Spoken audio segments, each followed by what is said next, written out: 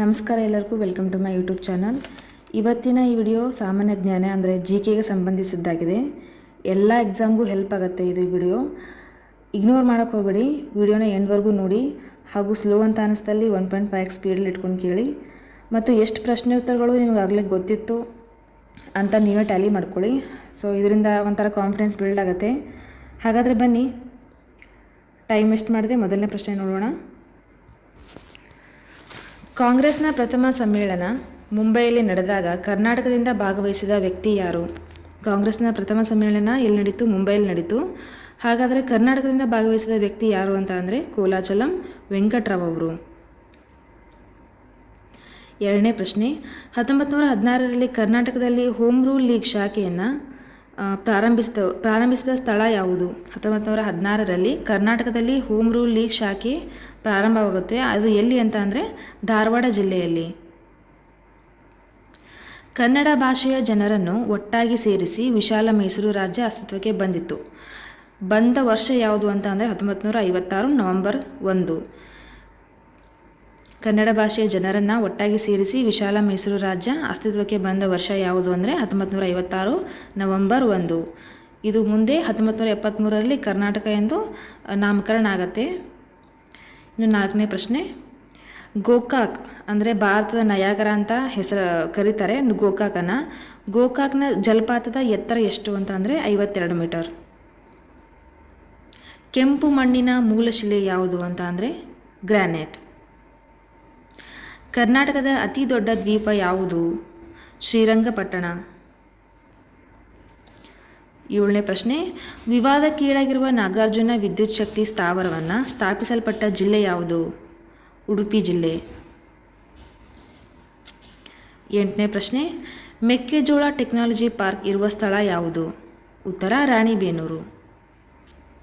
ಒಂಬತ್ತನೇ ಪ್ರಶ್ನೆ, ಶಿವಪುರ ಧ್ವಜ ಸತ್ಯಾಗ್ರಹ ನಡೆದ ವರ್ಷ ಯಾವುದು ಅಂತ ಅಂದರೆ 1938. 10ನೇ ಪ್ರಶ್ನೆ, ಅಂತಾರಾಷ್ಟ್ರೀಯ ನ್ಯಾಯಾಲಯದ ಮುಖ್ಯ ನ್ಯಾಯಾಧೀಶನಾದ ಪ್ರಥಮ ಭಾರತದ ವ್ಯಕ್ತಿ ಯಾರು? ಅಂತಾರಾಷ್ಟ್ರೀಯ ನ್ಯಾಯಾಲಯದ ಮುಖ್ಯ ನ್ಯಾಯಾಧೀಶನಾದ ಪ್ರಥಮ ಭಾರತದ ವ್ಯಕ್ತಿ ನಾಗೇಂದ್ರ ಸಿಂಗ್ ಅವರು. 11ನೇ ಪ್ರಶ್ನೆ, ಅಮೆರಿಕ ಹಾರಿಬಿಟ್ಟ ಪ್ರಥಮ ಉಪಗ್ರಹ ಯಾವುದು? ಉತ್ತರ ಎಕ್ಸ್ಪ್ಲೋರ್ 1. 12ನೇ ಪ್ರಶ್ನೆ, ರಾಜ್ಯ ಪುನರ್ವಿಂಗಡನಾ ಆಯೋಗದ ಅಧ್ಯಕ್ಷರು ಯಾರು? ಉತ್ತರ ಫಜಲ್ ಅಲಿ. 13ನೇ ಪ್ರಶ್ನೆ, ಭಾರತದ ಒಟ್ಟು ವಿಸ್ತೀರ್ಣದಲ್ಲಿ ಕರ್ನಾಟಕದ ಪಾಲು ಎಷ್ಟು ಅಂತ ಅಂದರೆ 5.84%. 14ನೇ ಪ್ರಶ್ನೆ, ಕರ್ನಾಟಕದಲ್ಲಿ ಅಕ್ಟೋಬರ್ದಿಂದ ನವೆಂಬರ್ವರೆಗೆ ಬೀಸುವ ಮಾರುತಗಳ ಅವಧಿ ಅಂತ ಏನಂತ ಕರೀತಾರೆ? ಕರ್ನಾಟಕದಲ್ಲಿ ಅಕ್ಟೋಬರ್ದಿಂದ ನವೆಂಬರ್ವರೆಗೆ ಬೀಸುವ ಮಾರುತಗಳ ಅವಧಿಯನ್ನು ಈಶಾನ್ಯ ಮಾನ್ಸೂನ್ಗಳ ಕಾಲ ಅಂತ ಕರೀತಾರೆ. 15ನೇ ಪ್ರಶ್ನೆ, ಹತ್ತಿ ಬೆಳೆಗೆ ಸೂಕ್ತವಾದ ಮಣ್ಣು ಯಾವುದು ಅಂತ ಅಂದರೆ ಕಪ್ಪು ಮಣ್ಣು. 16ನೇ ಪ್ರಶ್ನೆ, ಮಲೆ ಮಹದೇಶ್ವರ ಬೆಟ್ಟ ಕಂಡುಬರುವ ಜಿಲ್ಲೆ ಯಾವುದು? ಉತ್ತರ ಚಾಮರಾಜನಗರ.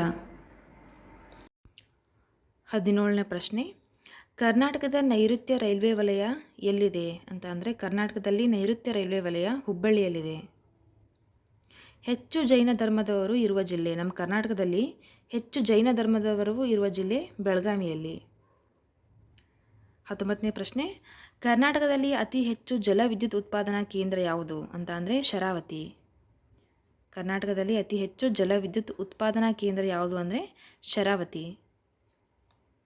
20ನೇ ಪ್ರಶ್ನೆ, R.H. ದೇಶಪಾಂಡೆ ಅವರ ನೇತೃತ್ವದಲ್ಲಿ ಸ್ಥಾಪನೆಯಾದ ಸಂಘ ಯಾವುದು ಅಂದರೆ ವಿದ್ಯಾವರ್ತಕ ಸಂಘ. 21ನೇ ಪ್ರಶ್ನೆ, ಅತಿ ಹೆಚ್ಚು ತಲಾ ಆದಾಯ ಹೊಂದಿದ ರಾಜ್ಯ ಯಾವುದು? ನಮ್ಮ ಭಾರತದಲ್ಲಿನೇ ಅತಿ ಹೆಚ್ಚು ತಲಾ ಆದಾಯ ಹೊಂದಿರುವ ರಾಜ್ಯ ಯಾವುದು ಅಂತ ಅಂದರೆ ಗೋವಾ. 22ನೇ ಪ್ರಶ್ನೆ, GSTಗೆ ಒಪ್ಪಿಗೆ ನೀಡಿದ ಪ್ರಥಮ ರಾಜ್ಯ ಯಾವುದು? ಉತ್ತರ ಅಸ್ಸಾಂ ರಾಜ್ಯ. GSTಗೆ ಒಪ್ಪಿಕೊಂಡ ಪ್ರಥಮ ರಾಜ್ಯ ಅಸ್ಸಾಂ. 23ನೇ ಪ್ರಶ್ನೆ, ಭಾರತದಲ್ಲಿ ಹಣಕಾಸು ನೀತಿಯನ್ನು ಅನುಷ್ಠಾನಗೊಳಿಸುವವರು ಯಾರು ಅಂತ ಅಂದರೆ ಕೇಂದ್ರ ಸರ್ಕಾರ. 24ನೇ ಪ್ರಶ್ನೆ, ಮಧ್ಯಂತರ ಬಜೆಟನ್ನು ಹೀಗೂ ಕರೆಯುತ್ತಾರೆ. ಮಧ್ಯಂತರ ಬಜೆಟನ್ನು ಓಟ್ ಆನ್ ಅಕೌಂಟ್ ಬಜೆಟ್ ಅಂತ ಕೂಡ ಕರೆಯುತ್ತಾರೆ. 25ನೇ ಪ್ರಶ್ನೆ, ಅಬಕಾರಿ ಸುಂಕ ಯಾವುದರ ದರದ ಮೇಲೆ ವಿಧಿಸುವ ತೆರಿಗೆಯಾಗಿದೆ? ಉತ್ತರ, ವಸ್ತುವಿನ ಉತ್ಪಾದನೆಯ ಮೇಲೆ ವಿಧಿಸುವ ತೆರಿಗೆಯಾಗಿದೆ. 26ನೇ ಪ್ರಶ್ನೆ, ಭಾರತದಲ್ಲಿ ರಾಷ್ಟ್ರೀಯ ವರಮಾನದ ಅಂದಾಜನ್ನು ಕ್ರೋಢೀಕರಿಸುವವರು ಯಾರು? ಉತ್ತರ, NSO ನ್ಯಾಷನಲ್ ಸ್ಟ್ಯಾಟಿಸ್ಟಿಕ್ ಆಫೀಸರ್ ಅವರು ಭಾರತದಲ್ಲಿ ರಾಷ್ಟ್ರೀಯ ವರಮಾನದ ಅಂದಾಜನ್ನು ಕ್ರೋಢೀಕರಿಸುವವರು. 27ನೇ ಪ್ರಶ್ನೆ, 11ನೇ ಪಂಚವಾರ್ಷಿಕ ಯೋಜನೆಯ ಅವಧಿ ಯಾವುದು ಎಷ್ಟು ಅಂತ ಅಂದರೆ 2007ರಿಂದ 2012. 28ನೇ ಪ್ರಶ್ನೆ, ಭಾರತದ ಅರ್ಥವ್ಯವಸ್ಥೆಯನ್ನು ಏನೆಂದು ಕರೆಯುತ್ತಾರೆ? ಉತ್ತರ, ಮಿಶ್ರ ಅರ್ಥವ್ಯವಸ್ಥೆ. 29, ವಿಮಾನ ಸಂಪರ್ಕ ಪಡೆದ ಪ್ರಥಮ ಕರ್ನಾಟಕದ ನಗರ ಯಾವುದು ಅಂದರೆ ಬಳ್ಳಾರಿ. ಕರ್ನಾಟಕದ ಕಳಸಾ ಬಂಡೂರಿ ಕಾಲುವೆ ಪರಿಯೋಜನೆಯ ಕಾಮಗಾರಿಗೆ ಅಡ್ಡಿಪಡಿಸಿದ ರಾಜ್ಯ ಯಾವುದು ಅಂದರೆ ಗೋವಾ. ಕಳಸಾ ಬಂಡೂರಿ ಕಾಲುವೆ ಪರಿಯೋಜನೆ ಕಾಮಗಾರಿಗೆ ಅಡ್ಡಿಪಡಿಸಿದ ರಾಜ್ಯ ಗೋವಾ. 31, ಸಿದ್ಧಾರ್ಥನಿಗೆ 35ನೇ ವರ್ಷದಲ್ಲಿ ಎಲ್ಲಿ ಜ್ಞಾನೋದಯವಾಯಿತು? ಯಾವ ಮರದ ಕೆಳಗೆ ಅಂತಂದರೆ ಅರಳಿ ಮರ. 32ನೇ ಪ್ರಶ್ನೆ, ಅಸ್ಸಾಂದ ಪ್ರಸಿದ್ಧ ಭಕ್ತಿ ಪಂಥ ಚಳವಳಿಯ ನಾಯಕರು ಯಾರು ಅಂತ ಅಂದರೆ ಶಂಕರ ದೇವ. ಕಲಿಯುಗದ ರಾಧೆ ಅಂತಂದು ಯಾರಿಗೆ ಕರೆಯುವರು? ರಮಾಬಾಯಿಯವರನ್ನು ಕಲಿಯುಗದ ರಾಧೆ ಅಂತ ಕರೆಯುತ್ತಾರೆ. 34ನೇ ಪ್ರಶ್ನೆ, ಜೀವನದಲ್ಲಿ ಮೋಸ, ವಂಚನೆ, ಕಳ್ಳತನ, ಹಿಂಸೆ ಮಾಡಬಾರದೆಂದವರು ಯಾರು ಅಂತ ಅಂದರೆ ಗುರುನಾನಕರು. 35ನೇ ಪ್ರಶ್ನೆ, ರಾಮಚರಿತ ಮಾನಸ ಎಂಬ ಗ್ರಂಥವನ್ನು ಬರೆದವರು ತುಳಸಿದಾಸರು. 36ನೇ ಪ್ರಶ್ನೆ, ಎಲ್ಲೋರದಲ್ಲಿ ಕೈಲಾಸನಾಥ ದೇವಾಲಯವನ್ನು ನಿರ್ಮಿಸಿದವರು ಯಾರು? ಉತ್ತರ, ಎಲ್ಲೋರದಲ್ಲಿ ಕೈಲಾಸನಾಥ ದೇವಾಲಯವನ್ನು ನಿರ್ಮಿಸಿದವರು 1ನೇ ಕೃಷ್ಣ. ಕಲ್ಯಾಣಿ ಚಾಲುಕ್ಯರ ಪ್ರಸಿದ್ಧ ದೊರೆ ಯಾರು? ಉತ್ತರ, 6ನೇ ವಿಕ್ರಮಾದಿತ್ಯ. ಮೇಣ ಬಸದಿಗಳು ಇರುವ ಸ್ಥಳ ಯಾವುದು? ಉತ್ತರ, ಬದಾಮಿ.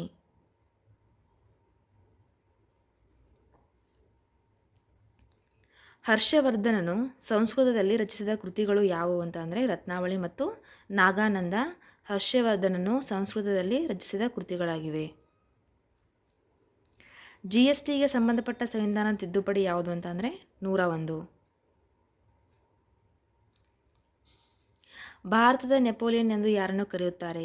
ಸಮುದ್ರಗುಪ್ತನನ್ನು ಭಾರತದ ನೆಪೋಲಿಯನ್ ಎಂದು ಕರೆಯುತ್ತಾರೆ.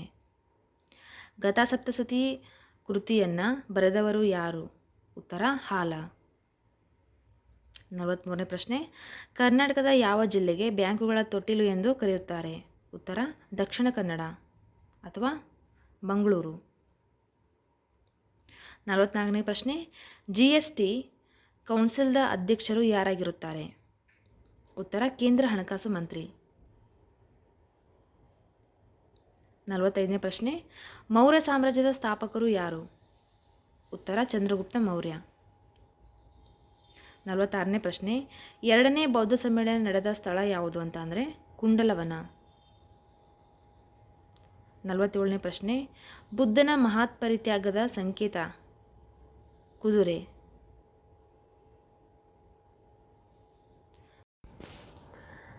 48ನೇ ಪ್ರಶ್ನೆ, ಏಷ್ಯಾದ ಬೆಳಕು ಎಂದು ಯಾರನ್ನು ಕರೆಯುತ್ತಾರೆ? ಉತ್ತರ, ಗೌತಮ ಬುದ್ಧನನ್ನು ಏಷ್ಯಾದ ಬೆಳಕು ಎಂದು ಕರೆಯುತ್ತಾರೆ. ಏಷ್ಯಾದ ಬೆಳಕು ಎಂದು ಗೌತಮ ಬುದ್ಧನನ್ನು ಕರೆದವರು ಡಾಕ್ಟರ್ ಕೆನ್ನೆತ್ ಸೌಂಡರ್ಸ್ ಅಂತ ವ್ಯಕ್ತಿ ಏಷ್ಯಾದ ಬೆಳಕು ಅಂತ ಗೌತಮ ಬುದ್ಧನನ್ನು ಕರೀತಾರೆ. ಹಾಗೂ ಬುದ್ಧನನ್ನು ಏಷ್ಯಾದ ಜ್ಞಾನದ ಪ್ರದೀಪ ಅಂತ ಕರೆದವರು ಪ್ರೊಫೆಸರ್ ಎಡ್ವಿನ್ ಅರ್ನಾಲ್ಡ್ ಟೈನಬಿ. ಹಾಗೆ ಬುದ್ಧನನ್ನು ಜಗತ್ತಿನ ಜ್ಞಾನ ಪ್ರದೀಪ ಅಂತ ಕರೆದವರು ಶ್ರೀಮತಿ ರಿಷಿ ಡೇವಿಡ್ಸ್ ಅವರು. ಜಗತ್ತಿನ ಜ್ಞಾನ ಪ್ರದೀಪ ಅಂತ ಕರೆದವರು ರಿಷಿ ಡೇವಿಡ್ಸ್ ಅವರು. ಏಷ್ಯಾದ ಜ್ಞಾನ ಪ್ರದೀಪ ಅಂತ ಕರೆದವರು ಎಡ್ವಿನ್ ಅರ್ನಾಲ್ಡ್ ಟೈನಬಿ. ಹಾಗೂ ಬುದ್ಧನನ್ನು ಬರೀ ಏಷ್ಯಾದ ಬೆಳಕು ಅಂತ ಕರೆದವರು ಕೆನೆತ್ ಸೌಂಡರ್ಸ್. 24ನೇ ಕೊನೆಯ ಜೈನ ಧರ್ಮದ ತೀರ್ಥಂಕರು ಯಾರು ಅಂತ ಅಂದರೆ ಮಹಾವೀರ. ವರ್ಧಮಾನ ಮಹಾವೀರನ ಮಹಾನ್ ಅನುಯಾಯಿಗಳನ್ನು ಏನೆಂದು ಕರೆಯುತ್ತಿದ್ದರು? ಉತ್ತರ, ದಿಗಂಬರರು. 51ನೇ ಪ್ರಶ್ನೆ, ಐಹೊಳೆ ಶಾಸನ ಹೊರಡಿಸಿದ ಅರಸ ಯಾರು ಅಂತ ಅಂದರೆ ರವಿಕೀರ್ತಿ. ಉತ್ತರ ವೇದ ಕಾಲದ ಪ್ರಮುಖ ಆರಾಧ್ಯ ದೈವ ಯಾರು? ಉತ್ತರ ಪ್ರಜಾಪತಿ. 53ನೇ ಪ್ರಶ್ನೆ, ಸತ್ಯಮೇವ ಜಯತೆ ಎಂಬ ವಾಕ್ಯ ಯಾವ ಉಪನಿಷತ್ತಿನಲ್ಲಿದೆ? ಉತ್ತರ ಮಂಡುಕ ಉಪನಿಷತ್ತು. ಹರಪ್ಪ ನಾಗರಿಕತೆಯಲ್ಲಿ ಸ್ನಾನದ ಕೊಳ ಕಂಡುಬಂದ ಸ್ಥಳ ಯಾವುದು ಅಂದರೆ ಮೊಹೆಂಜೊದಾರೋ. ಕೊಡಲಿ, ಬಾಚಿ ಮುಂತಾದ ಉಪಕರಣಗಳು ಯಾವ ಯುಗದಲ್ಲಿ ಕಂಡುಬಂದವು? ಉತ್ತರ ನವಶಿಲಾಯುಗ. ಐಹೊಳೆ ಶಾಸನವನ್ನು ಕೆತ್ತಿಸಿದವರು ಯಾರು ಅಂತ ಅಂದರೆ ರವಿಕೀರ್ತಿ. 57ನೇ ಪ್ರಶ್ನೆ, ಕರ್ನಾಟಕದ ಜವಳಿ ನೀತಿ ಜಾರಿಗೆ ಬಂದ ವರ್ಷ 2013. ಕರ್ನಾಟಕದಲ್ಲಿ ಅತಿ ಹೆಚ್ಚು ಕಪ್ಪು ಮಣ್ಣು ಹೊಂದಿರುವ ಜಿಲ್ಲೆ ಹಾವೇರಿ. ಕಪ್ಪು ಮಣ್ಣಿನಲ್ಲಿ ಬೆಳೆಯುವಂಥ ಪ್ರಮುಖ ಬೆಳೆ ಯಾವುದು ಅಂತಂದರೆ ಹತ್ತಿ ಬೆಳೆ. ವಿಡಿಯೋ ಇಷ್ಟ ಆದಲ್ಲಿ ಲೈಕ್ ಮಾಡಿ, ಹಾಗೆ ಹೊಸದಾಗಿ ನೋಡ್ತಿದ್ದಲ್ಲಿ ಸಬ್ಸ್ಕ್ರೈಬ್ ಮಾಡಿ. Thank you.